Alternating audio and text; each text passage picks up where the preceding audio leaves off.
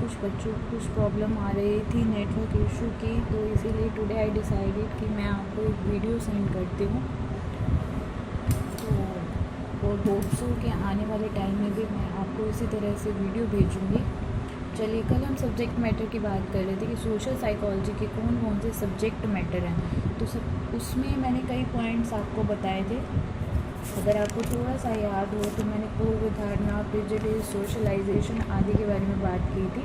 अब इसके अलावा कुछ और पॉइंट्स हैं which is related to subject matter, जैसे राष्ट्रीय एवं अंतर्राष्ट्रीय राजनीति। यहाँ पे भी सोशल साइकोलॉजी का यूज़ होता है। कैसे यूज़ होता है ये मैं आपको बताती हूँ। इसके अंदर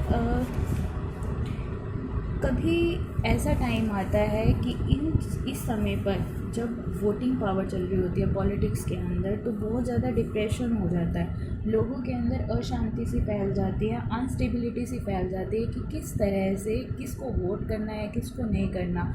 उस टाइम पे बहुत सारे प्रचार शुरू हो जाते हैं, और जब हम जाके लोगों के बीच में इंक्वायरी करते हैं, पता लगाते हैं कि आप किसको वोट देंगे, तो they are so much confuse कि मुझे इसको देना है या मेरे को इसको देना है। तो इन चीज़ों को लेकर भी सोशल साइकोलॉजी का बहुत ज़्यादा यूज़ किया जाता है।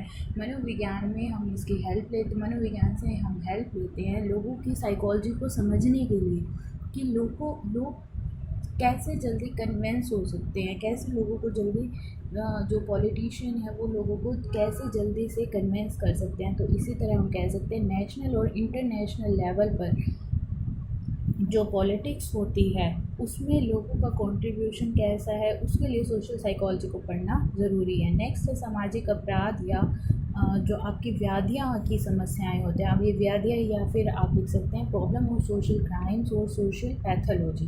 अब ये पैथोलॉजी क्या होती है बेटा? आपकी जो ये समाज है, ये सोसाइटी के अंदर बाल अपराध, गृह युद्ध, क्रांति, तनाव, डिप्रेशन, कास्टिज़म या रेपिस्ट या कलर डिस्क्रिमिनेशन, रंग भेदभाव किया जाता है। ये जो है ये सारी समाज की ऐसी प्रॉब्लम्स हैं जो कि लगातार कंटिन्यूटी में बढ़ती ही जा रही हैं। इसमें सामाजिक तनाव पैदा होता है। आप इस चीज़ को कैसे दूर कर सकते हैं, ये समाज मनोविज्ञान से जुड़ा हुआ है। इस अध्ययन में क्षेत्र बहुत ही विस्तृत हैं। व्यक्ति का जो व्यवहार है इनके द्वारा प्रभावित होता है। अगर किसी के साथ कलर डिस्क्रिमिनेशन हो, रंग भेदभाव किया जाए, तो उसके ऊपर साइकोलॉजिकल कितना इफ़ेक्ट पड़ेगा ये आप लोग समझ सकते हैं। जो नेक्स्ट पॉइंट है that is social exchange. Social exchange के अंदर क्या होता है, ये जो प्रोसेस होता है ये लाइफ टाइम चलता रहता है। ये सिर्फ व्यक्ति के बीच में नहीं होता,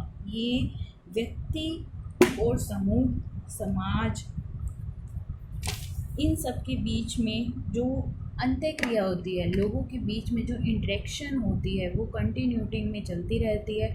इन इंटरेक्शंस को समझने के लिए कि लोगों का आपस में समूह में जो आदान प्रदान है वो कितना अच्छा है, इस चीज़ को समझने में सोशल साइकोलॉजी की ज़रूरत पड़ती है। नेक्स्ट है आक्रामकता या अग्रेशन, जिसको आप बोलते हैं। अग्रेशन एक ऐसी प्रवृत्ति है, ऐसी टेंडेंसी है जो आज के टाइम में कंटिन्यूटी में बढ़ती ही जा रही है। कैसे बढ़ रही है? ये बढ़ ऐसे रही है कि जो आजकल की यंग जनरेशन है, हॉस्टिलिटी उसके अंदर बढ़ गई है। आजकल छोटे बच्चों को भी अगर आप कोई भी बात कहते हो तो वो जल्दी से रिएक्ट कर देते हैं, जल्दी से गुस्सा हो जाते हैं, रिएक्शन दे देते हैं। पहले ऐसा नहीं होता था, पहले बच्चे डरते थे। और आज की जो किशोरावस्था है उनको तो आप लोग कुछ कह भी नहीं सकते। तो सेम उसी तरह से एक व्यक्ति दूसरे व्यक्ति या व्यक्ति को चोट पहुँचाना चाहता है, दूसरों को हम लोग हर्ट करना चाहते हैं, सजा देना चाहते हैं। आक्रामकता जो ये है एग्रेसिव बिहेवियर, इसके पीछे क्या क्या रीज़न है, इसके लिए समाज साइकोलॉजी या मनोविज्ञान को पढ़ना ज़रूरी है। यहाँ पर एक महत्वपूर्ण भूमिका निभाती है। नेक्स्ट है आपका सोशल टेंशन या सामाजिक तनाव। अब तुम कहोगे कि मैम ये तनाव वाली बात कहाँ से आई? तो बेटा ये तनाव समाज के बीच में सिर्फ हम लोग नहीं रह रहे, हमारे साथ कुछ एनवायरनमेंट भी है, और एनवायरनमेंट से समस्याएं उत्पन्न होती हैं, प्रॉब्लम्स उत्पन्न होती हैं। इन प्रॉब्लम्स के साथ हम कैसे एडजस्ट कर पा रहे हैं खुद को, ये हमारे लिए हानिकारक है या हमारे लिए नहीं है, समाज की प्रगति या उन्नति का कारण बनते हैं ये चीज़ें। तनाव से क्या होता है, जो आसपास का वातावरण है अगर वो अच्छा नहीं होगा तो ऑब्वियस है तुम्हारे को ना तुम कुछ सीख पाओगे और ना ही तुम अपनी अच्छी चीज़ें दे पाओगे। नेक्स्ट है औद्योगिकरण प्रभाव। अब ये औद्योगिकरण का प्रभाव कैसे पड़ रहा है आपके ऊपर। आजकल अगर आप देखो तो जगह जगह पे बड़ी सारी फैक्ट्रीज लगती जा रही है, कंपनीज लगती जा रही है। कुछ लोगों का तो ये मानना है उनके ऊपर प्रभाव साइकोलॉजिकल अगर हम प्रभाव चेक करते हैं तो कुछ लोग कहते हैं कि बहुत अच्छी बात है, लेकिन गाँव के लोग इस चीज़ को अच्छा नहीं भी मानते। वो कहते हैं कि नहीं, इससे पोल्यूशन बढ़ेगा, इससे शोर बढ़ेगा। तो हर किसी की अपनी अपनी मेंटलिटी है। इसी चीज़ को जानने के लिए, इसी चीज़ को समझने के लिए समाज मनोविज्ञान की आवश्यकता पड़ती है। ये औद्योगिकरण एक ऐसा प्रोसेस होता है जिनके अंदर बड़ी सारी चीज़ें आती हैं। ये जैसे नए नए उद्योग होते हैं, नई नई चीज़ें, किसी भी चीज़ की फैक्ट्री का एग्ज़ाम्पल ले सकते हैं। बहुत सारी इसके अंदर गतिविधियाँ हैं जो प्रभावित करती हैं इंसान को। अगर किसी भी पर्सन का जहाँ पे जिस फैक्ट्री वो काम करता है, अगर उसको अच्छा रिवार्ड नहीं मिलता, उससे सेटिस्फाइड नहीं होता, तो उसकी साइकोलॉजी क्या कहती है, तो उसका दिमाग क्या कहता है, उसका व्यवहार अपने आप ऑटोमेटिक उस फैक्ट्री के लिए नेगेटिव हो जाता है। उन चीज़ को समझने के लिए, जानने के लिए हम इस सब्जेक्ट को पढ़ते हैं। नेक्स्ट हमारा है सामाजिक सीखना। हम समाज में बहुत सारी चीज़ों को सीखते हैं, समाज के अंदर रहते हैं तो ऑब्वियस है हम समाज में सीखते हैं। जन्म से ही प्रारंभ हो जाता है हमारा सीखना। और कहते हैं कि पशु पक्षियों इंसान में भी होता है, ये सिर्फ इंसानों में नहीं बल्कि पशु और पक्षियों में भी होता है। हम एक सामाजिक प्राणी होते हैं और हमारे टाइम टू टाइम ये चेंजेस भी आते रहते हैं। नेक्स्ट आपका है सोशल परसेप्शन।